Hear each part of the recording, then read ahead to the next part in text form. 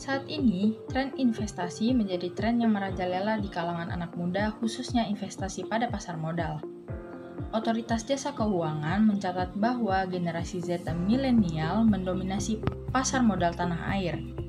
Data yang disajikan per Agustus tahun 2024 tercatat bahwa investor Gen Z atau masyarakat yang umurnya di bawah 30 tahun memiliki persentase sebesar 55,07%. Kemudian, investor yang menginjak usia 31-40 tahun memiliki persentase sebesar 24,27%, usia 41-50 tahun sebesar 11,96%, usia 51-60 tahun sebesar 5,72%, dan usia di atas 60 tahun sebesar 2,98%. Secara garis besar, terdapat 3 macam produk pasar modal, yaitu saham, obligasi, dan reksadana. Umumnya, ketiga produk pasar modal tersebut pastinya memiliki perbedaan masing-masing yang memberikan pilihan beragam untuk anak muda agar bisa melakukan dan memulai investasi pasar modal. Menurut artikel yang ditulis oleh bareksa.com, saham merupakan tanda penyertaan modal seseorang atau pihak badan usaha pada suatu perusahaan atau perseroan terbatas. Dengan begitu, investasi saham adalah penanaman modal dengan bentuk penyertaan dana oleh seseorang maupun badan usaha di suatu perusahaan. Pada pasar modal saham terdapat 11 macam-macam saham berdasarkan klasifikasi sektor dan subsektor, yaitu sektor energi, barang baku, perindustrian, barang konsumen primer, barang konsumen non-primer, kesehatan, keuangan, properti dan real estate, teknologi, infrastruktur, dan transportasi dan logistik. Lain hal dengan saham, menurut Bank SMBC, obligasi merupakan surat utang yang diterbitkan oleh perusahaan, pemerintah, atau institusi lainnya untuk mendapatkan dana dari investor. Surat utang ini dapat diperjualbelikan dengan periode waktu menengah maupun jangka panjang. Obligasi dapat dikategorikan berdasarkan beberapa faktor seperti penerbit, jangka waktu, atau cara pembayarannya. Beberapa jenis dari obligasi yaitu obligasi korporasi, obligasi daerah, obligasi syariah, obligasi konversi, dan obligasi pemerintah. Untuk jenis pasar modal yang terakhir dan yang paling kita fokuskan pada video kali ini yaitu reksadana. Menurut Bursa Efek Indonesia, reksadana diartikan sebagai wadah yang dipergunakan untuk menghimpun dana dari masyarakat pemodal untuk selanjutnya diinvestasikan dalam portofolio efek oleh manajer investasi.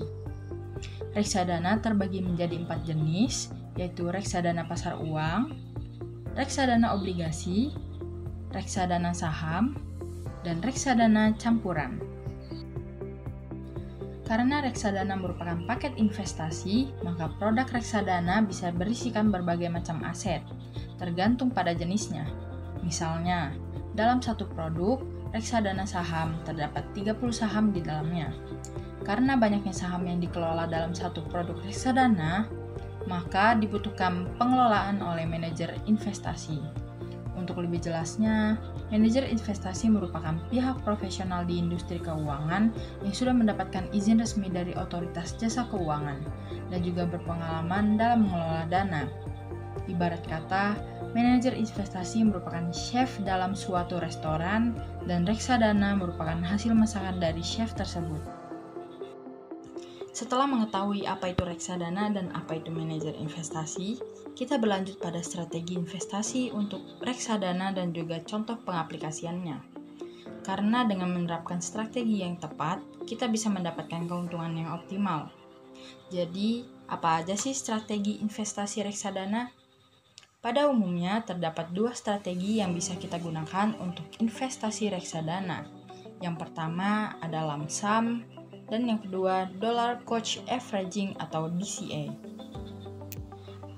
Kedua strategi ini memiliki kelebihan dan kekurangannya masing-masing.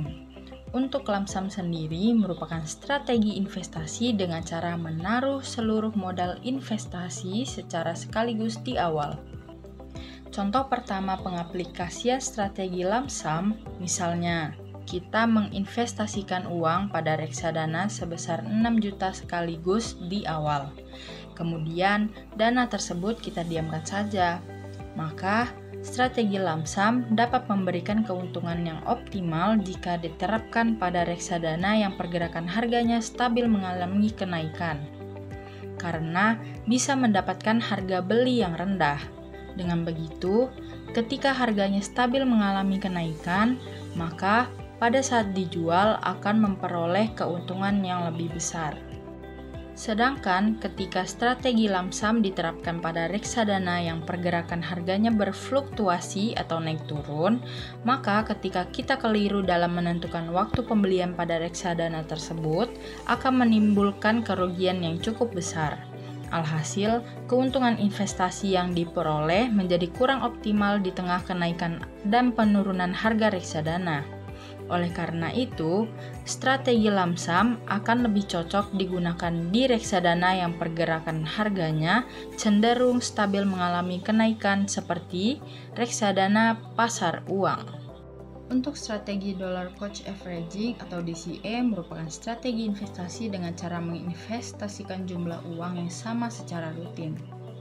Frekuensi investasi DCA ini bisa harian, mingguan, atau bulanan. Strategi DCA cocok untuk orang-orang yang tidak memiliki banyak waktu untuk melakukan analisis investasi, karena tidak perlu pusing memikirkan soal posisi harga reksadana yang sedang naik ataupun turun. Dengan begitu, kita bisa lebih mudah dalam mengambil keputusan investasi dan terhindar dari keputusan emosional. Selain itu, dengan menggunakan strategi DCA, kita akan mendapatkan harga beli rata-rata di tengah kenaikan dan penurunan reksadana. Oleh karena itu, kita berpotensi mendapatkan keuntungan investasi yang lebih optimal. Apalagi, strategi DCA merupakan strategi yang tahan krisis, karena di saat harga reksadana sedang mengalami penurunan, kita bisa memperoleh jumlah unit yang lebih banyak. Sebaliknya, ketika harga reksadana sedang mengalami kenaikan, kita memperoleh jumlah unit yang lebih sedikit. Contoh pengaplikasian strategi DCA, misalnya, kita konsisten melakukan investasi rutin sebesar 1 juta setiap bulannya. Kita bisa menerapkan strategi ini pada reksadana yang cenderung stabil mengalami kenaikan. Jadi, walaupun harga reksadana terus mengalami kenaikan, kita dapat konsisten melakukan investasi secara rutin. Namun, secara keuntungan, kita akan kurang maksimal. Hal ini dikarenakan harga beli rata-rata kita akan mengalami kenaikan seiring dengan kenaikan harga reksadananya. Contoh yang kedua, pengaplikasian strategi DCA pada reksadana yang berfluktuasi atau pergerakannya naik turun. Jadi, kita tetap konsisten investasi rutin sebesar 1 juta setiap bulannya, baik di saat harga reksadana mengalami kenaikan ataupun penurunan. Dengan begitu, kita akan mendapatkan harga beli rata-rata dan bisa memperoleh keuntungan yang lebih besar dan lebih optimal. Oleh karena itu, strategi DCA cocok digunakan pada reksadana yang pergerakan harganya berfluktuasi atau naik turun seperti reksadana obligasi, reksadana saham, dan reksadana campuran. Jadi, kamu pilih yang mana? Yuk mulai investasi!